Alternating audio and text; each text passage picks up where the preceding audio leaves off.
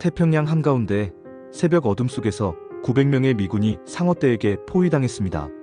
Morning broke and you could look out at any time and you'd see a big fin swimming around and around and you were kind of in their road and they go through and they don't bother to miss you. They hit you and that's the end of you, you know. You'd see someone out by himself, you'd hear blood-curdling scream and you look and you see it go under, 2 or 3 sharks there. You go and check your buddy and you find that the bottom torso is gone. He's disemboweled and so that's going to take place just so many times. 그들 중 살아남은 사람은 단 316명. 나머지는 바다 밑으로 사라졌습니다.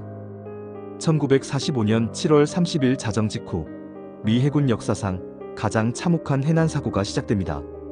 이 비극의 시작은 인류 역사를 바꾼 한 가지 극비 임무 때문이었습니다.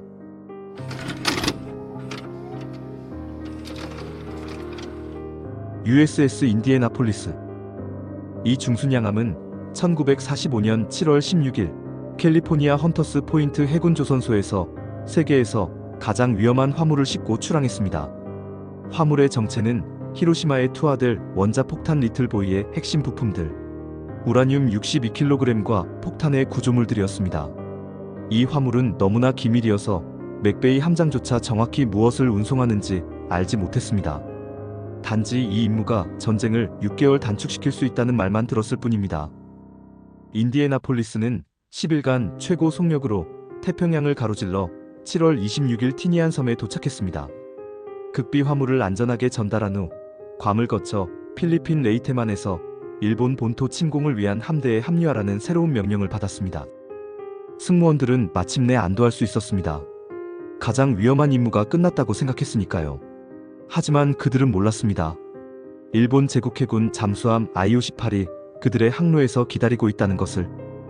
그리고 7월 29일 밤이 찾아왔습니다. 1945년 7월 29일 밤 11시 35분. 달빛도 없는 캄캄한 밤이었습니다. 일본 잠수함 I-58의 함장 하시모토 모치스라는 잔망경으로 수평선을 주시하고 있었습니다. 그때 레이더에 큰 그림자가 잡혔습니다. 목표를 발견했습니다. 인디애나폴리스는 지그재그 항해를 하지 않고 직진하고 있었습니다. 완벽한 표적이었습니다. 자정 14분 후 하시모토는 어뢰 발사 명령을 내렸습니다. 6발의 어뢰가 물속을 가로질러 인디애나폴리스를 향해 날아갔습니다. 그중 2발이 정확히 명중했습니다. 첫 번째 폭발이 함수 부분을 강타했습니다. 두 번째 폭발은 탄약고 근처에서 터졌습니다. 1196명이 잠들어 있던 거대한 군함이 순식간에 지옥으로 변했습니다. 함장 찰스 맥베이는 침실에서 폭발음에 잠을 깼습니다. 배가 이미 심하게 기울고 있었습니다. 총원 퇴함 명령이 내려졌습니다. 하지만 시간이 없었습니다. 함수 쪽 전력은 끊어졌지만 한미 쪽 통신실에는 아직 전력이 남아 있었습니다. 통신병들은 필사적으로 SOS 신호를 보냈습니다. 조난 주파수로 구조 요청이 전송되었습니다. 하지만 아무도 응답하지 않았습니다. 나중에 밝혀진 충격적인 사실은 3곳의 기지에서 이 신호를 받았다는 것입니다. 첫 번째 기지의 지휘관은 술에 취해 있었고, 두 번째 기지의 지휘관은 부하들에게 자신을 깨우지 말라고 명령해 놓은 상태였습니다. 세 번째 기지에서는 일본군의 함정이라고 생각했습니다. 단 12분, 인디애나폴리스가 바닷속으로 완전히 사라지는데 걸린 시간이었습니다. 1196명의 승무원 중 약 300명이 폭발과 침몰 과정에서 즉사했습니다. 나머지 약 900명이 태평양 한복판에 떠 있었습니다. 일부는 구명보트에, 대부분은 구명조끼만 입은 채 차가운 바닷물 속에서 떠다녔습니다. 첫날은 희망이 있었습니다. 곧 누군가 찾으러 올 것이라고 믿었습니다. 하지만 아무도 오지 않았습니다. 인디애나폴리스의 실종을 아무도 몰랐기 때문입니다. 구조 신호를 받은 세 기지 모두 무시해버렸으니까요. 둘째 날, 갈증이 시작됩니다. 바닷물을 마시면 안 된다는 걸 알면서도 절망적인 갈증 때문에 몰래 마시는 사람들이 나타났습니다. 바닷물을 마신 사람들은 환각을 보기 시작했습니다. 셋째 날, 진짜 공포가 시작됩니다. 상어떼가 나타났습니다. 처음에는 한두 마리였습니다. 하지만 피냄새를 맡은 상어들이 몰려들기 시작했습니다. 백상아리, 청상아리들이 부상자들을 노리고 있었습니다. 생존자 에드거 하레리 후에 증언했습니다. 상어들이 아래에서 올라왔습니다. 처음엔 죽은 사람들을 공격했지만 곧 산 사람들도 노렸습니다. 비명소리가 끊이지 않았습니다. 넷째 날, 900명 중 절반 이상이 사라졌습니다. 상어의 공격, 탈수, 굶주림, 그리고 절망감이 사람들을 하나둘 바다로 끌고 갔습니다. 구명 보트 안에서도 상황은 절망적이었습니다. 물과 식량은 떨어져 가고 동료들이 하나씩 죽어가는 걸 지켜봐야 했습니다. 일부 생존자들은 환각 때문에 바다 밑으로 헤엄쳐 내려갔습니다. 그들은 침몰한 배 안에 음식과 물이 있다고 믿었습니다. 또는 바다 밑에 육지가 있다고 생각하기도 했습니다. 그들은 다시는 수면 위로 올라오지 못했습니다. Yeah, where are you going to get your water? You don't have any water. And some would dare maybe to drink a little salt water, but just wait a little bit. That brain with all of that salt in it, that man doesn't know straight up. He doesn't know you from a jab. He may take his sheath knife out and he stabs his buddy because he's a jab. And so we're losing, boys. And a little rain cloud came over, and you turn your mouth heavenward, and you're so thankful for that water. But if you could just see those faces, you'd see that they're all covered with oil.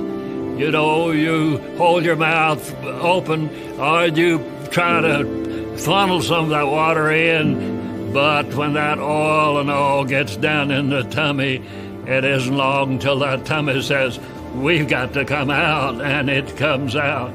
So you have no water, no water. 그렇게 나흘이 지났습니다. 다섯째 날, 1945년 8월 2일 오전, 정찰 비행기 조종사 윌버 그위닝 중위가 일상적인 순찰 비행을 하고 있었습니다. 갑자기 바다에서 이상한 기름띠를 발견했습니다. 높이를 낮춰 자세히 보니 믿기 어려운 광경이 펼쳐졌습니다.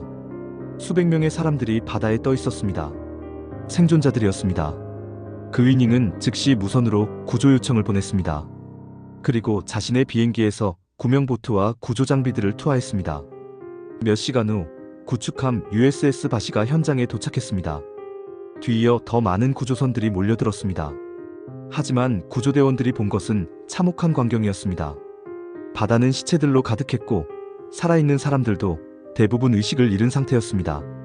5일 동안 바다에서 버틴 생존자는 단 316명, 584명의 용감한 미군이 태평양 바닷속으로 영원히 사라졌습니다. 하지만 비극은 바다에서 끝나지 않았습니다. 미 해군은 국민들에게 설명해야 했습니다. 어떻게 이런 참사가 일어날 수 있었는지, 왜 구조가 이렇게 늦어졌는지 말입니다. 누군가는 책임을 져야 했습니다. 그 화살은 함장 찰스 맥베이를 향했습니다. 1945년 12월, 맥베이는 위험 상황에서 지그재그 항해를 하지 않아 적의 공격을 받게 했다는 혐의로 군법회의에 회부됩니다. 미 해군 역사상 함장이 적의 행동으로 인한 함선 손실에 대해 재판받는 것은 처음 있는 일이었습니다. 놀라운 일이 벌어졌습니다. 미군이 일본군 잠수함 함장 하시모토 모치스라를 증인으로 법정에 세운 것입니다. 전범이었던 하시모토조차 맥베이를 변호했습니다. 하시모토는 법정에서 분명히 말했습니다. 지그재그 항해를 했어도 결과는 마찬가지였을 것이라고. 그날 밤 시야가 매우 좋았고 인디애나폴리스는 완벽한 공격 위치에 있었다고. 6발의 어뢰 중 어떤 것이라도 명중했을 것이라고 증언했습니다. 심지어 하시모토는 맥베이가 훌륭한 함장이었다고까지 말했습니다. 생존자들도 맥베이를 변호했습니다. 그들은 함장이 최선을 다했다고, 지그재그 항해 명령은 상황에 따라 선택사항이었다고 증언했습니다. 하지만 해군은 맥베이에게 유죄를 선고했습니다. 다행히 처벌은 경미했습니다. 하지만 그의 명예는 땅에 떨어졌습니다. 그 후 20년이 넘는 세월 동안 맥베이는 생존자 가족들로부터 원망의 편지를 받았습니다. 크리스마스 카드 대신 당신 때문에 우리 아들이 죽었다는 편지가 집으로 배달됐습니다. 전화로 욕설을 듣기도 했습니다. 맥베이는 매년 인디애나폴리스 추도식에 참석했습니다. 희생자들의 이름이 하나씩 호명될 때마다 그는 고개를 숙였습니다. 584명의 무게가 그의 어깨를 짓눌렀습니다. 1968년 11월 6일 아침, 찰스 맥베이는 자신의 집 앞마당에서 아버지가 물려준 해군 권총으로 스스로 목숨을 끊었습니다. 그의 손에는 또다시 배달된 원망의 편지가 들려 있었습니다. 23년간 그는 자신이 저지르지 않은 죄의 무게를 혼자 짊어지고 살았던 것입니다. 2001년 미국 의회는 마침내 맥베이의 무죄를 인정하고 그의 명예를 회복시켜 주었습니다. 하지만 그는 이미 세상을 떠난 뒤였습니다. USS 인디애나폴리스 승무원들은 전쟁을 끝낼 무기를 운송하는 영웅적인 임무를 완수했습니다. 하지만 584명은 집으로 돌아오지 못했습니다. 바다는 그들의 용기를 기억하고 있습니다. 그리고 우리도 기억해야 합니다. 전쟁의 진짜 비극은 바다 위에서 끝나지 않았습니다.